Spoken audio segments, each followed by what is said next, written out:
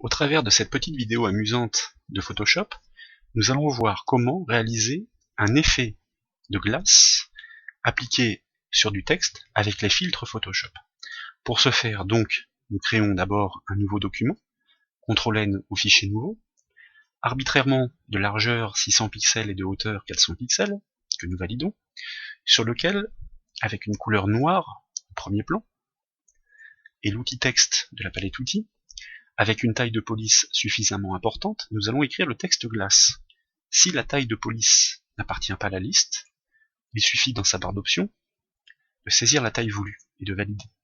Avec l'outil texte ensuite, il suffit de cliquer sur le document, de taper le texte, avec l'outil déplacement de le placer à votre convenance. Maintenant que c'est fait, comme le texte n'est pas un élément graphique, nous allons le fusionner avec le calque inférieur, ou plutôt, par le biais du menu de la palette des calques, aplatir l'image, si bien que nous obtenons un seul et unique calque, mais qui est verrouillé, donc qui interdit toute transformation. Nous le déverrouillons en double-cliquant dessus et en validant. Voilà le résultat. Nous allons appliquer un premier petit filtre qui consiste à ajouter un peu de matière ou de pixelisation à notre texte. Pour ce faire, nous pointons sur le menu filtre, pixelisation, cristallisation. La boîte de dialogue donne un aperçu du rendu. Nous pouvons influer sur la maille de ce filtre pour avoir un effet plus ou moins important. Ici, nous allons choisir une maille de 6, par exemple, et valider l'effet. Voilà, nous avons un petit peu de matière qui a été ajoutée à notre texte, qui maintenant est pixelisé.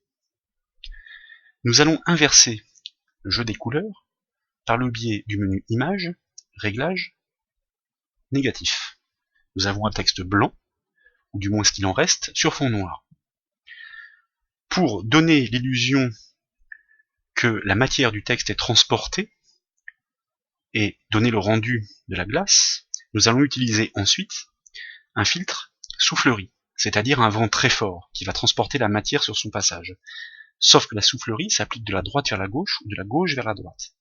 Donc nous allons incliner le texte, circonstance, image, rotation de l'image, rotation horaire de 90 degrés.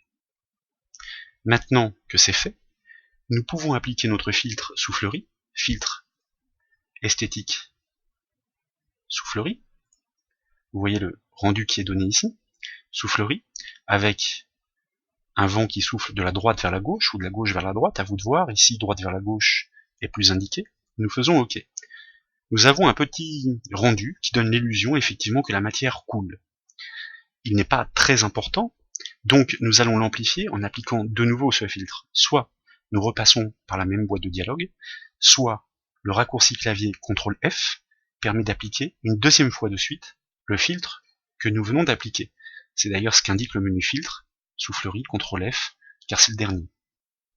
Du coup, nous pouvons remettre notre image à l'endroit, image, rotation de l'image, anti-horaire de 90 degrés.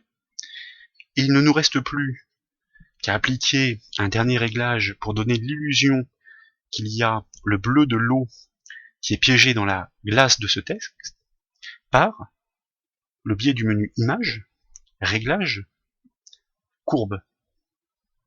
Ici, le principe est de pouvoir faire ressortir la couleur bleue. Donc nous travaillons non pas sur la couche RVB, rouge, vert, bleu, mais uniquement sur le bleu. Et pour pouvoir le faire ressortir, nous allons ajouter un point sur le segment, et de manière à forcer sur la densité de cette couleur, nous allons glisser ce point vers le haut comme ceci. Regardez bien l'aperçu qui est donné en temps réel directement sur l'espace de travail, le bleu de la glace qui ressort et qui donne l'illusion effectivement que la glace, telle des stalactites, tombe. Nous n'avons plus qu'à valider ce réglage par OK, et vous voyez à quel point il est simple, en enchaînant 2-3 filtres et quelques réglages, d'appliquer ou de créer un effet glace à partir d'un texte sur Photoshop.